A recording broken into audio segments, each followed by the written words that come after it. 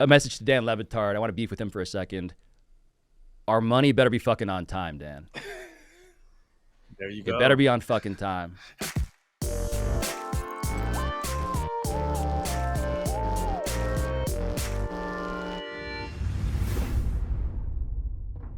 What up, family? We're all about making this year memorable with experiences. We out there going to all the gaming concerts live. Whether I'm going out with my lady, going with the homies, or taking my kids to the game, I stay booking these tickets. I'm not missing the chance to make memories with family and friends. And Game Time makes it easy to do just that. I know here in LA, the Lakers are hosting the Bucks, the Timberwolves, and the Warriors. You know I'm hitting one of these games with Game Time. I also know I'll be able to view my seats before I buy, so I know exactly what to expect. That's right. We can pick the section, and Game Time picks the seats for big savings and the best price. And I know if I find a ticket in the same section in row for less, Game Time will credit me with 110% of the difference. Take the guesswork out of buying tickets with Game Time. Download the Game Time app, create an account, and use promo code SMOKE for $20 off your first purchase. That's code SMOKE for $20 off. Download Game Time today.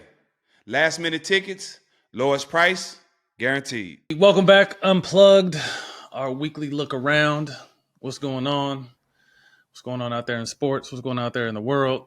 Jack just got back from Oak Hill, Hall of Fame jersey retirement. Had some of the other homies up there. My guy Steve Blake, Brandon Jennings, Quinn Cook, Jeff McGinnis, to name a few. Coach Steve Smith. How was it? Shout out KD too as well. KD was a part of that class. He just did graduate from Oak Hill, but he still is in the Hall of Fame.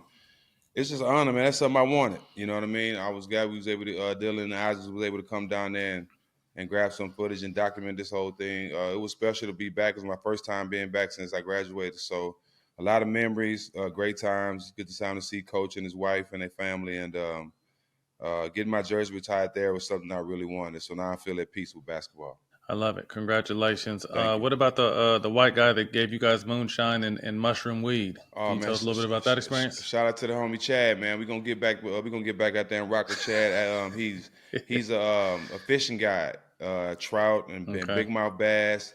He does a fishing guide, and he has a big old house and a lot of land on top of the hill where he rents his house out as an Airbnb, and he does a lot of great things. But we met him and had a couple drinks with him. He's a big fan. Been watching Oak Hill for a while. And he said he'll meet us when we get done, come back and have some shrooms for us and some moonshine and some weed. So I'm like, cool. I like a little moonshine. I'm from the country. His moonshine was A1. Of course I smoke weed. I dabble in the shrooms, the gummy shrooms, but this was different, Matt. When he handed us the moonshine, bam. And I'm thinking, okay, he's going to do two more handing off. He's going to hand off the weed, then hand off the shrooms. Well, I was wrong. Sir. He handed off one bag, and he had the stems of the shrooms grown in the weed. Said, you got to smoke them. No, sir. Ooh. No, sir. You scared?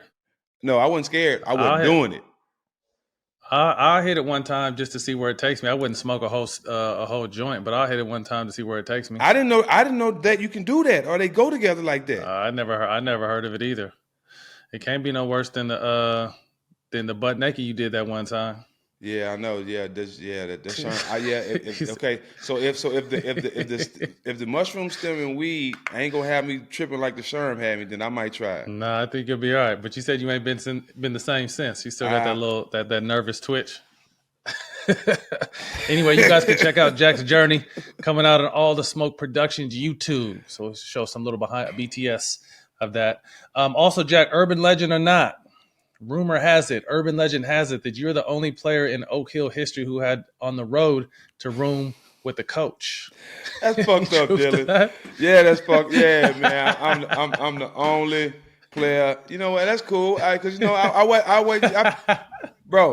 I was writing letters home, so I felt like I was in jail. So I was trying to escape any chance I got, bro. Yeah, we went on the road, man. Coach Price had to make sure he put his bed in front of the door and all that, bro. I was a nuisance. Oh, that's funny. You missed. We missed you out here in LA at the. Yeah, how was your weekend, man? Man, we had a great. Hey, I couldn't be there, bro. Great house. Yeah, we got it in. The crew was there. We ate good. We smoked good. We took some gummies. They weren't intertwined. They weren't intertwined. We had a really good time. Nah, they weren't intertwined. We wasn't playing with that. We had a good time, man, and ended up eating some good dinner. Everyone had a good time. Jelani was there. we got it in. So we had a good time. Who man. was Shout out everyone who DJing? came through and showed love. DJ Quick. DJ Quick. DJ Quick. So it was another dude, and I forgot his name. I feel bad, but DJ Quick came because I just wanted Quick to come chill. So he, he's there, and he starts kind of like, so MB, you think I can get on? You think I can DJ? I'm like, shit, you want to DJ? I wanted you to just come chill. He's like, no, hell no, I want to get on the thing. So he gets up there and we're about to set up, and the motherfucker spills his drink on the mixer and fries it. Wow. So we ended up trying to we got something else to replace it, and he did one live song and then a couple songs, and then he was chilling. But that shit, we had a good time, man. I'll be there for the big day. I ain't gonna miss that one. Oh yeah. No, that was just a tune up. Man, big shout out to our brother Pat McAfee, man, who obviously came through and blessed us for All-Star in Indy. You've known him for a while. I've been a fan of him for a while, but his audience was heavily involved. He's got a cult following, and I love it. A lot of they were in the comments, and he was in the comments, and just great feedback with our fans. So, hey, man, shout out to his fans, because hopefully some of them are now our fans. Yeah, he sent me a nice message too, man. Appreciating us for having us on the show. He said he enjoyed himself. Probably one of the best interviews he had. So yeah, dope. Well, that worked out. Moving on, Phil Jackson, the Zen master, used to have a saying about the 40-20 rule, and we're about the 60-game mark of the season. And to be considered a true contender, he felt like you had to have 40 wins before you had 20 losses. And to back that up, the last 27 out of 30 NBA champions have lived up to that. Only 3 haven't. The Pistons. So the Pistons, the Heat, and the Bucks. Right now, currently, there's 4 teams that fit that build: Denver, Boston, OKC, and Minnesota. Jack, thoughts on the 40-20? And do you see any of those 4 teams winning it? And is anyone left off who's not in the 40-20? I mean, the proof is in the pudding. He got a point. I mean, look at those teams. Denver definitely have a chance of winning. Boston for sure. OKC is the best team in the West right now. Minnie's the second or third. So, all those teams definitely have a great chance. So it makes a lot of sense what Phil Jackson talking about. If I had to throw one more team in that mat, for me, I think it would be the Lakers. Dark horse. Yeah, they're not even in the playoff picture right now, I don't think, but I ain't mad at that. Yeah, I feel like they're built for the playoffs. Yep. I would probably throw the Clippers in that mix, although they're 5-5 in their last 10. They've struggled a little bit, but they've been the hottest team in basketball since that Harden trade. And then possibly maybe Milwaukee in the Eastern Conference, if they can kind of find their rhythm and get hot, and Doc can help get them to the promised land. But yeah, I'm definitely not mad at that. I picked the Clippers to win it all, but Boston's looking tough, and then you can't rule out you got to beat the champs to become the champ. So Denver's right in that mix. It'll be interesting to see what OKC and Minnesota could do. They're both young teams, so to me, they still got to prove it, but definitely having a great season so far. There was an incident, Jack. Jalen Green and Bradley Beal, and I was getting tagged all weekend. I didn't know what the fuck was going on, and it was, Bradley Beal faked the ball in Jalen Green's face, but he actually hit him a little bit with the ball. It was a love tap. Yeah, it was a love tap. But thoughts of just those two going back. Obviously Jalen Green's a young, hungry dog. Bradley Beal's a proven killer in this league. Thoughts about that incident? You get a chance to see it? Man, it was cute. I mean, it was cute. I knew it wasn't gonna be no hands thrown, so yeah, it was cute. It wasn't as intense as you and Kobe's. I know you. And I told him I would have that shit could have cleared the bench. If I would have really hit him, that shit would have probably broke his nose, because I put that shit hard. But I like the competitiveness. Again, I'm a fan of Jalen Green. I think he's super talented. Obviously, Bradley Beal's been injured, but he's proven what he means to this game, what he could do to this game. But I just like the back and forth, because there's so much buddy ball out there these days. I like when there's a little bit of fight between the guys. Brian Windhorst, someone who I actually like. I used to work with over at ESPN. I wasn't a fan of what he said, but what he says, if AI were to play today, he'd be heavily criticized. He played a lot of minutes and chucked up a lot of shots. That would not fly today. Crazy statement, but I'm going to let you have that one first. Well, Brian, I mean, have fun, because the days of people looking at you and listening to you talk about sports, it really ain't adding up, okay? Talking about AI be heavily criticized while you just sitting there heavily. Look, bro, we not doing that, okay, Brian? Yeah, and again, I like Wendy. didn't like this comment. Ain't the first time he said some off the wall ass shit, Yeah. like he got 15 and 20 rebounds a game. Yeah, but I mean, T-Mac, Vince, Paul Pierce, Gilbert, all these guys, shot low 40s back then. He was talking about his shooting percentage. I also think the defense was a little bit more physical back then. But, I mean, I think if AI played today, he would be probably arguably, up there with LeBron as one of the biggest players in the world because of his ability to cross over on and off the court, what he meant to culture, who he is, what he stands on. So definitely didn't agree with that. But, hey, I guess everyone's entitled to their opinion. Jack, boxing. Canelo, Benavidez. Canelo has turned down a 92-8 split, which would mean Canelo would got 92% of the purse. Benavidez would only got 8, and Canelo denies that. Is he running, Jack? I mean, that's basically how it looks to everybody. Like you got to give Canelo his credit. He's been fighting for a long time. He's damn near fought everybody. Definitely one of the greatest. You know what I'm saying? So definitely one of the greatest. He has the right to choose who he wants to fight and direct his career the way he wants to and fight who he wants, right? And he wants to fight a Mexican fighter because he says he wants to respect Mexican fighters and bring some of that revenue to Mexico and all that. And we all get all that. But Benavidez is probably the biggest Mexican fighter next to Canelo. So why wouldn't you fight him? So to the fans, Matt, when Benavidez is willing to take $5 million to your $55 million just to fight you and beat you because he says that he know the money will come after. To the fans, yeah, he's running from him. But to a person like me, who I love Benavidez, I'm good friends with his pops, I want to see him fight Canelo. But if Canelo don't fight him, I don't lose no respect for Canelo because he has earned the right to call his own shots. Yeah, I'm not mad at that. He's been in the game for a long time. But, we all always want to see these big fights, but to turn down a 92-8, I don't know if there's any, what 95-5? I mean, shit. But I mean, what else is there? So it's definitely not about the money. I don't think for Canelo either. He got so much money. So we'll see if that eventually happens. Man, I want to send out, thoughts and prayers to Ryan Garcia. He just released a video as we were coming on air talking about he's okay, but there's some shit going on where he's locked out of his phone, locked out of his IG, his bank account, his credit cards are frozen. So somebody's over here fucking with him. But Jack, I don't know if any of this, it's hard to say. Is this a play to bring attention to the fight? Is it funny business? Is it real? Like, we don't know. Again, we don't want to make any accusations because all this is alleged. But what are your thoughts when you hear obviously he's supposed to be fighting Haney soon? Thoughts on this situation with Ryan Garcia? To me, I've met Ryan. He's a good. We got a chance to interview him and spend some time with him. Ryan's a good kid, man, and he's going to be a superstar and a megastar. To go on for a long time. I think Ryan is going to have 2 or 3 more fights and become a superstar as far as acting or something like that on TV. I don't think he's going to fight for too long, but I actually think he's more scared of this fight than he was with Tank. But the simple fact that you're going into a situation with Tank where you the bigger fighter, and if you know anything about boxing, the way he came out confident. He really felt like he was going to beat Tank. You know what I'm saying? Because he was the bigger fighter. You're not the bigger fighter no more, and you know what Devin Haney, and you know how good Devin Haney has gotten.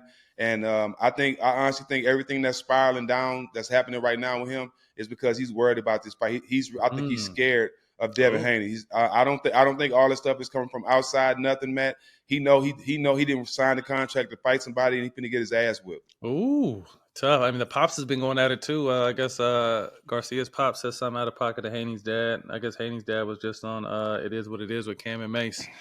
Got to make sure we check that out. But yeah, it's gonna be a good fight, man. It's definitely gonna be a good fight. I mean, it could be the Floyd Mayweather, Jake Paul playbook, where you're just stirring up, some shit before the fight to get more eyeballs. But I agree. Nah, it don't look like it, Matt. This shit look real. This shit, something wrong with Ryan tripping. Yeah, Ryan tripping. Well, man, we'll definitely sending prayers out to him, man. Hopes he's able to get through this and lock back in on the fight. Yeah, definitely rooting for him. All right, now, Jack, we want to welcome one of our brethren from the Metal Art family, former ESPN analyst Pablo Torre. Thank you for taking time. He's the host of Pablo Torre Finds Out. Also, I heard, I don't know if it's true or not, but you're a cannabis consumer and you enjoy partaking in cannabis at times. I have the argument, guys. Thank you for having me. I have the argument that I'm ready to make that New York is now the most weed-friendly state in the union. Yeah, I don't know about that. And I live that experiment every day. I mean, I'm taking. I mean, we're gonna have to battle this. I'm taking walks down the street smoking joints in Cali, and they're not saying nothing. So I don't know. Well, let me tell. I'm gonna tell both of y'all. I've been in Atlanta since 2023, and it's been legal. We've been smoking in restaurants since then, so I don't know what y'all talk about. Yeah, I don't know. We ain't getting a restaurant actually, but New York this feels like an episode of my show that I need to litigate. For real, yeah. All I know is that bodegas. All I know is that we got bodegas here that sell weed, and growing up in the city, this feels like literally a dream journal entry that I had once. Like one day this would be the case, and now it's real. So until all three of us get arrested for various things that we've just said and implied, we can continue the debate. Yeah. There you go. Hey, well, recently, you shoot a show about 4 times a week, where you go down rabbit holes and find out interesting things and report on interesting things. One thing that came to our team's attention was a former scorekeeper from the Vancouver Grizzlies, who admits they were juicing the stats in the 90s. Talk to us about that interview, what you took away from it, and was it really that? Was it the norm back then? Yeah. This is just one of the craziest stories I've ever worked on. And so I got to shout out Tom Haberstroh, who's the correspondent we had on this piece, because Tom did the interviews, did the data analysis, and I had the reaction that I think a normal person would have, which is, I cannot fucking believe that this went on like this. And so the story is about a guy who posted on a message board back in now years and years ago that he was juicing stats. Remember that there's a famous game. He worked for the Vancouver Grizzlies as a scorekeeper, but he was a Laker fan. And I don't know if you guys remember the Nick Van Exel 23 assist game from back in the day. So Van Exel had 23 assists. And this guy posted on a message board anonymously. His name was Alex from the Navy. That was his username. He said, I'm the guy responsible. Van Exel did not actually have 23 assists. I'm the guy who boosted the stats. I invented many of those assists. And so this became a story on the internet at that point. And what Tom and I did was go and figure out like who Alex from the Navy actually was and what his whole deal in reality was. And it turns out that Alex from the Navy was a real person. He was a real guy. His name was Alex Rucker. We revealed in the episode. And if the name Alex Rucker rings any sort of a bell, it's because this man went from scorekeeper to the actual Navy, but then he went on to become the executive vice president of basketball operations of the Philadelphia 76ers under Brian Colangelo. Wow. And so that guy is the same guy. I lead our discussion with that because what he confesses to, what you asked about, Matt, was how prevalent was this? He says it happened everywhere in the 90s because he was a 19-year-old dude who was given the power to basically track NBA history. So I'm curious if this is surprising to you guys that one guy had this kind of a power in the first place. I don't, and I think I'll take this first. It doesn't surprise me. You know, you look at the refereeing situation where they only try to say it was one person, but you know, a lot of guys that played in the league would like to say that's some bullshit. And then you look at this, and it makes sense. I mean, not it makes sense, but I understand it. I mean, it reminds me of when my high school coach used to give me $5 and let me do my stats in high school. You know, I'd watch the film and I'd add 3 or 4 rebounds here, a couple assists here, a block or 2 here, and it's just like I got the $5 for lunch and I was cool. So this is crazy to hear, and if it is true or it is true, I wonder like who benefited the most. You know, obviously I saw some, I didn't get to see the whole interview, but it was obviously, you know, this is entertainment and they want the stars to be stars. And that 9 assists or 9 rebound looks a lot better if it says 10, you know what I mean? Especially for the particular star. So I just wonder, as a fan of the game in the 90s and someone who went in the early 2000s, like who benefited the most from those, you know, from juicing the stats, what they say. Yeah, I believe it. I believe there was so much politics in the game and so much bullshit in the game. I'm not surprised. I'm not surprised they was boosting stats. I'm not surprised they wasn't giving people stats. Shit, I'm not surprised at anything that you tell me about the league today. Because I tell you, as time goes on, you're going to be hearing more and more bullshit. Just like you heard about the shit about the league trying to downplay the big 3. So you're going to continue to hear more and more shit. Trust me. Well, this is the thing. Like, I wasn't a guy who smelled bullshit whenever I came around the game, right? Like, you guys have an internal perspective, a cynicism, because you guys have seen some things. I just feel naive, because what this guy was saying was he got trained to be a scorekeeper. He went to this big training that the NBA held, and the examples he was taught as to like what's an assist, right? So what we're really talking about here are numbers, statistics that are up for human interpretation. So that means assists, that means blocks, that means steals. And so let's just talk about those numbers. And so with the assists, what he was saying to Tom was he was shown a video of John Stockton. And it was one of those plays where like the assist is made, quote unquote, but it's like far more time passing between the assist that they want the scorekeepers to give out and the actual basket.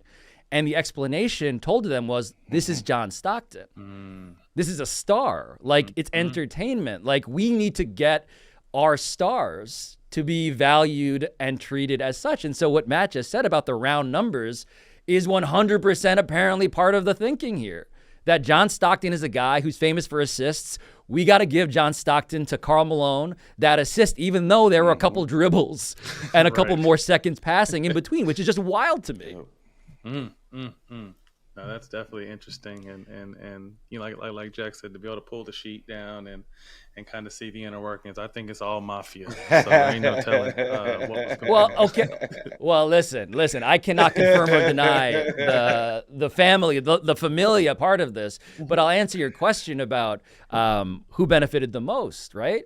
And so think about it through this lens. So this guy comes to us and he says, "Okay, I did it. I'm a Vancouver Grizzlies stat keeper," and so there are two groups of people that I think benefited the most. One group was, of course, the Vancouver Grizzlies. And so Sharif Abdul-Rahim had his stats boosted.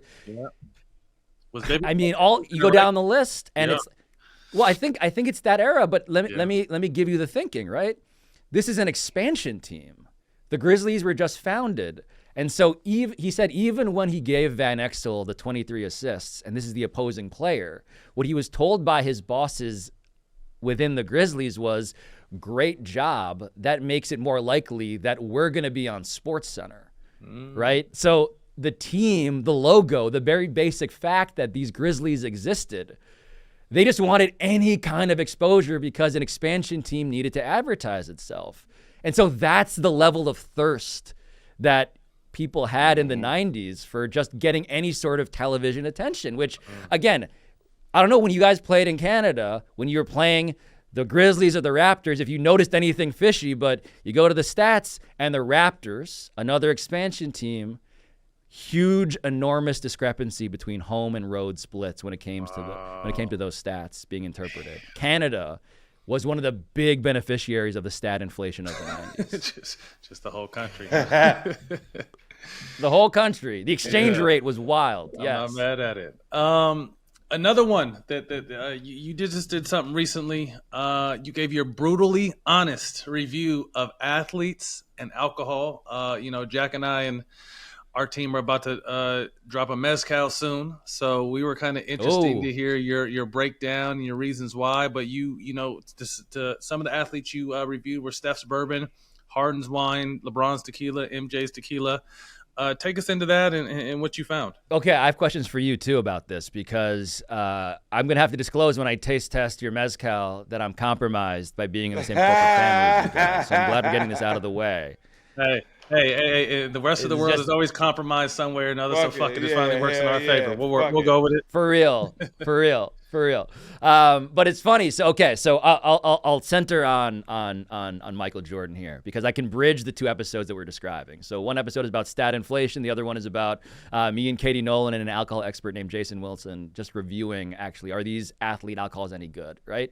And I would say that the biggest beneficiary, actually, of both stat inflation and alcohol review inflation is Michael Jeffrey Jordan.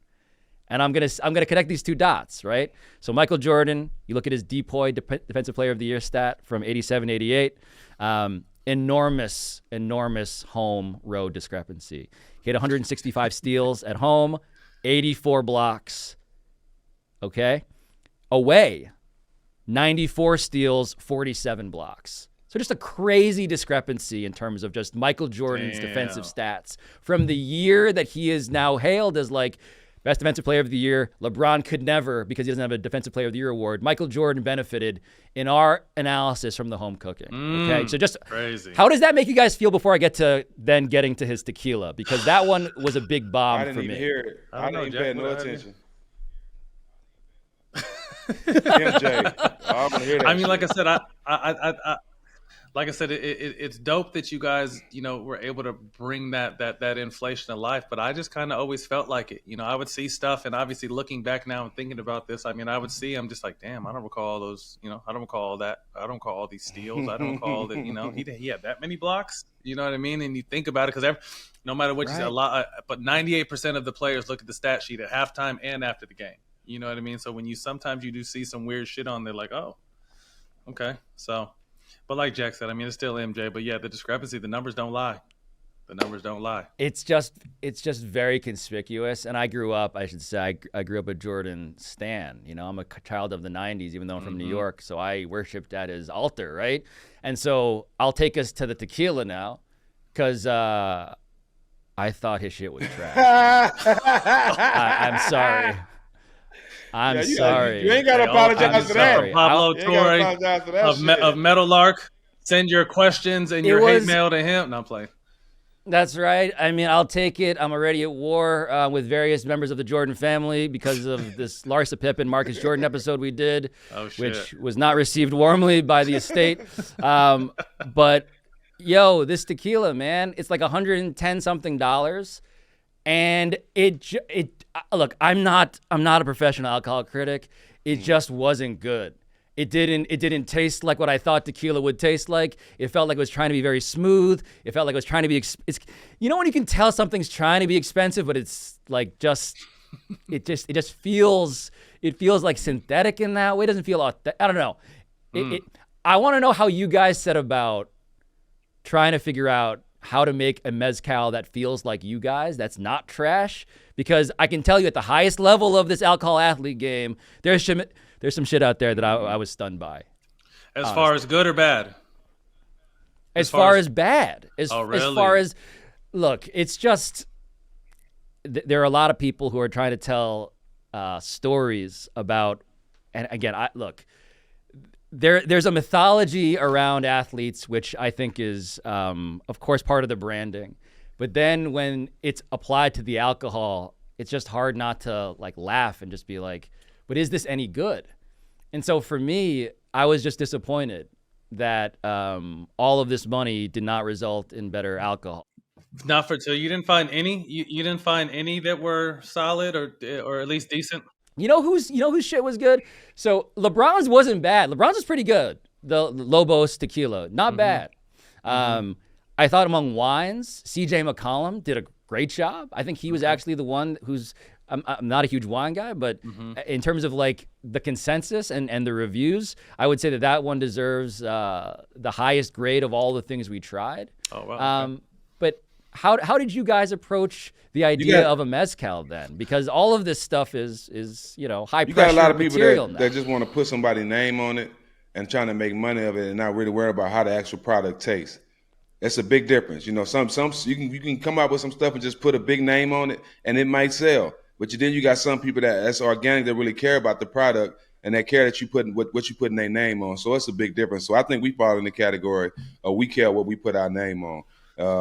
Go ahead, Matt. Yeah, it took us a while, not to cut you off, Jack. It took us a while. We went down and met with some people in San Diego, and actually we're taking a trip out to Mexico, I think, in April to kind of go see the origin of where all of our stuff came from. But I'm a huge cannabis guy off the rip, you know what I mean? So crossing over into alcohol, I'm a social kind of. If I do drink, it's a social cheers, but 9 times out of 10, I'm smoking weed. So our thing and with it's this all is leaves, it's still leaves, the smoky agave.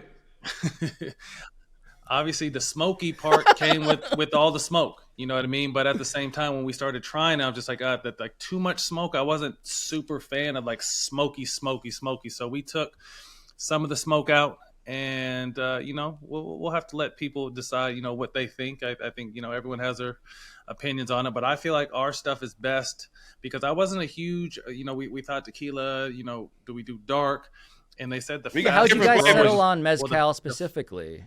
Yeah, the fastest growing spirit is mezcal at the time. You know what I mean? So that's what kind of made us jump in and deter from tequila and the other stuff. But I feel like ours is, and I'm like, again, this is coming from someone who's not a drinking his life. I feel like ours is best when it's mixed, like with like fresh juice. We have 3 or 4 different flavors with the juice. Obviously, we have the mezcal by itself, but when it's mixed with like, you know, a little bit of juice, oh man, that shit goes. So it'll be interesting. You know, like you said, you have to be biased now. You have to be biased now when you taste ours. You can't come on someone else's show and say it tastes like shit. The most I was processing Matt. I was processing you talking about how actually too smoky is a problem, which is a jarring thing for me to hear from the co-host. Not with rye, not with the whiskey and rye. It needs to be smoky, but not with tequila.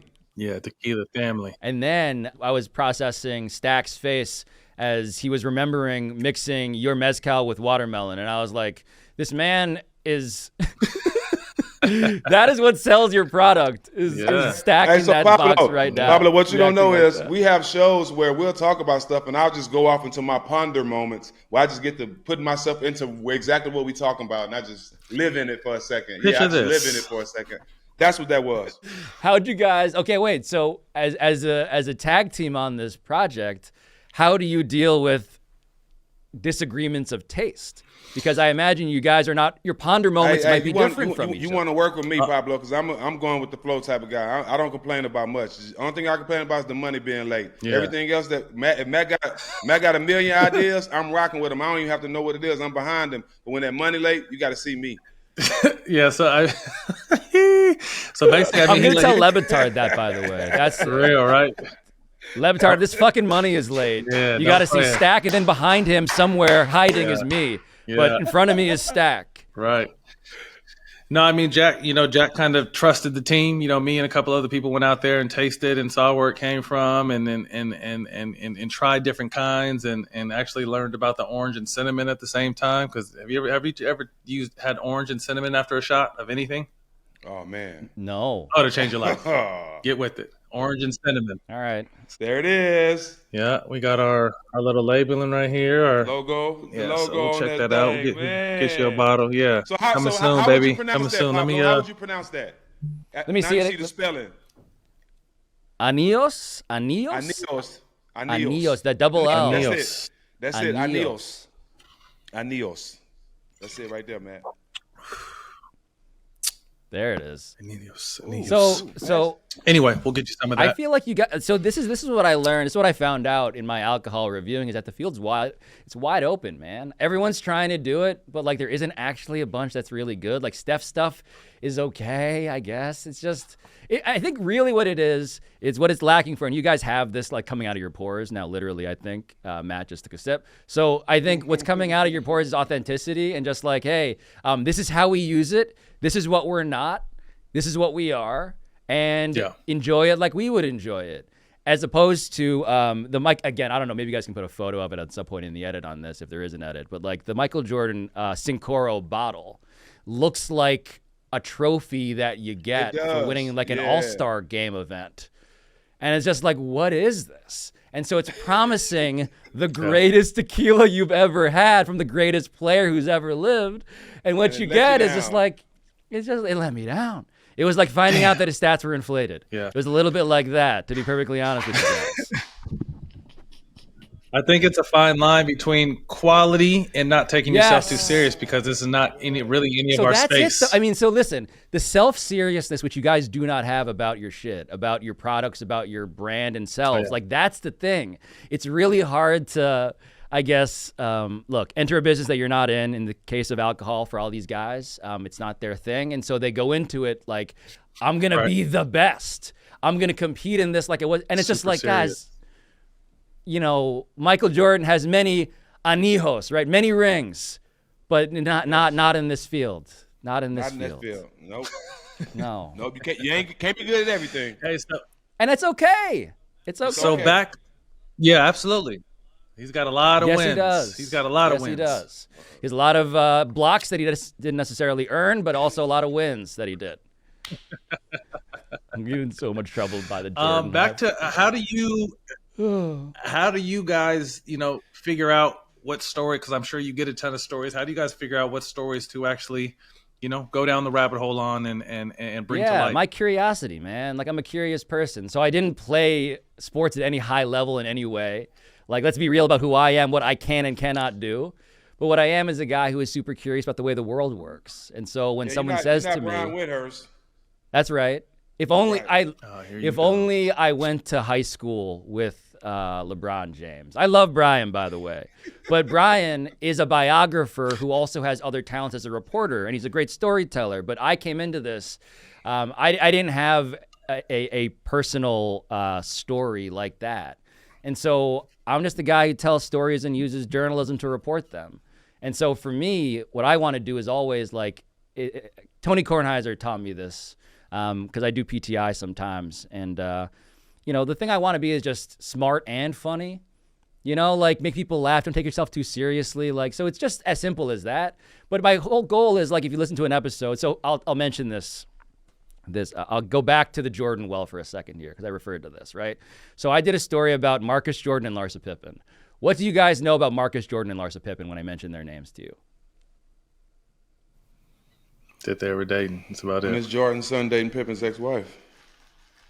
Yep. And so for me, it was this reality television relationship, and I wanted to find out, what's going on here? Is this real? Is this love? What's going on? And so I interviewed Marcus and Larsa together, and we had a conversation. That was great. And they sat down, and we sort of put it in the context of their lives, and that was an example of this episode where I was like, okay, this is ridiculous. This is like reality television show trash on the one hand, but also two real people who hadn't been actually interviewed in this way. What if I took them seriously was the question I asked myself. Mm-hmm. And they were great. And the only problem was that in the New York Post afterwards, there was a headline in which Larsa Pippen called me miserable. And so outside of that, I'm on good terms with these people. Called you? Yeah. I'm in various. You've aligned yourselves with a very dangerous person, it turns out. I was about to say, you got a lot of beefs out there. You might have to have bodyguards when you come out here. You know what's funny about... you asked me a question that had nothing to do with my answer. You asked me how I choose story ideas. It turns out I choose story ideas in order to one day talk to two guys who lead the league actually in beef and try to outdo them by mentioning all the people who hate me. Lead the league in beef? Oh, you're slow. Well, man, we appreciate you giving us some of your time today. Definitely looking forward to continuing to collab with you guys and Dan and the whole Meadowlark family and continuing to grow our side. And it's definitely a pleasure to be working with you. Yeah, again, man. bro. I got two things at the very end here. Number one is 420 week. I have ideas. For us. Okay, just the tease. Right. The second thing is a message to Dan Le Batard. I want to beef with him for a second. Our money better be fucking on time, Dan. There you go. It better be on fucking time. Have that signed by Stephen Jack. It's coming from you, That's but right. it's signed That's by right. Stak. Big Yes. 5. Hey, that's Jack's guy now too. Jack's been going flying out to Miami, That's my spending guy, time with them. man. They've been. Did you guys know? Did you guys know this? I am the officiant of Dan Le Batard's wedding. I married him and Valerie. I was the priest at that wedding. I love Dan. I love Dan. I love his love. Versatile. All I'm saying is that his money better be fucking on time. That's it. You can love a lot of shit and fuck up. The one thing you can fuck up is the money that fucks all the other good things up. God damn, that's true. That's true. All right, Pablo, man, thank you for your time today, and we'll catch up with you again, Thank you, guys. bro. It's been a pleasure. Well, that's a wrap. Thank you to our guest, Pablo. Jack, congratulations again on the Oak Hill stuff. You can catch this on All the Smoke Productions YouTube and the DraftKings Network. We'll see y'all next week.